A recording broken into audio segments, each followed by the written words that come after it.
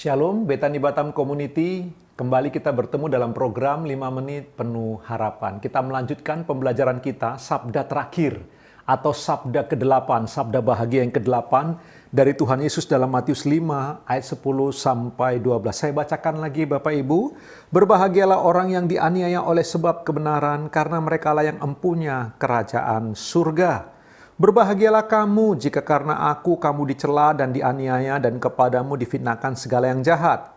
Bersukacita dan bergembiralah karena upahmu besar di surga. Sebab demikian juga telah dianiaya nabi-nabi yang sebelum kamu.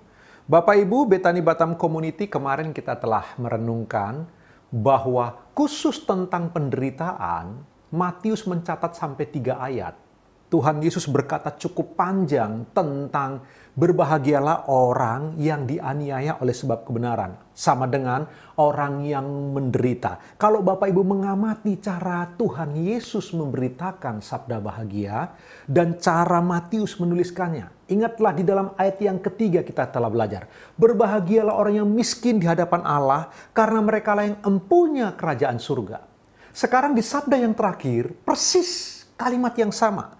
Berbahagialah orang yang dianiaya oleh sebab kebenaran, karena merekalah yang empunya kerajaan surga.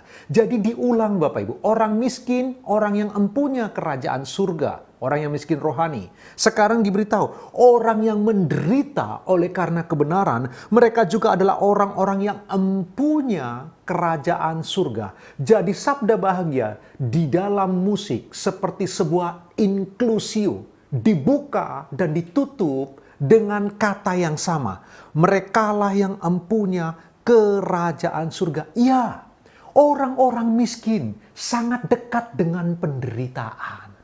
Perhatikan ayat yang ketiga. Berbahagialah yang miskin di hadapan Allah, karena mereka yang empunya kerajaan surga. Sekarang di bagian ayat yang ke-10, sabda yang terakhir, sabda bahagia yang terakhir.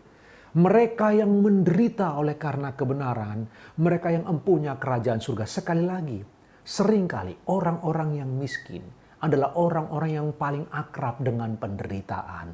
Dan kalau kita melihat terus kelanjutan dari kehidupan Kristus setelah khotbahnya ini Bapak Ibu, dia penuh dengan penderitaan. Dia pun adalah miskin. Dan dia bersahabat dengan orang-orang miskin. Dan kita tahu bersama-sama, orang-orang miskin inilah yang terus banyak mengalami penderitaan. Dan kita merenungkan hari ini, Bapak Ibu, Betani Batam Community, orang-orang yang menderita oleh karena kebenaran. Merekalah yang mempunyai kerajaan surga. Mari kita merenungkan hari ini. Apakah kita menderita oleh karena kebenaran? Atau kita menderita oleh karena kelalaian kita? Kita menderita oleh karena kesalahan kita. Kita menderita oleh karena buah dari dosa yang kita lakukan. Kita perlu merenungkan bagian ini bersama-sama.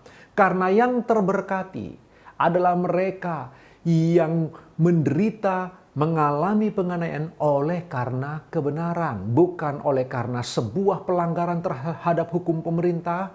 Bukan karena sebuah pelanggaran terhadap kebenaran firman Allah. Bukan karena sebuah kekonyolan hidup.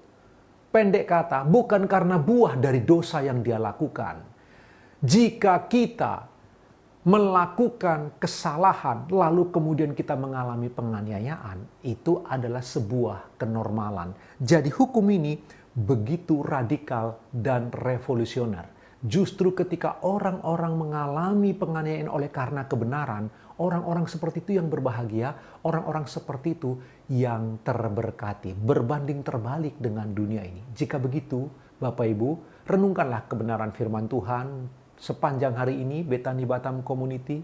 Pastikan jika engkau menderita oleh karena kebenaran, bukan oleh karena kesalahan, bukan oleh karena dosa-dosa kita. Jika kita menderita oleh karena kebenaran, Tuhan memberi jaminan bahwa kita adalah orang-orang yang terberkati, yang akan memiliki kerajaan surga. Sepanjang hari ini renungkan firman Allah. Selamat beraktivitas, Tuhan Yesus memberkati.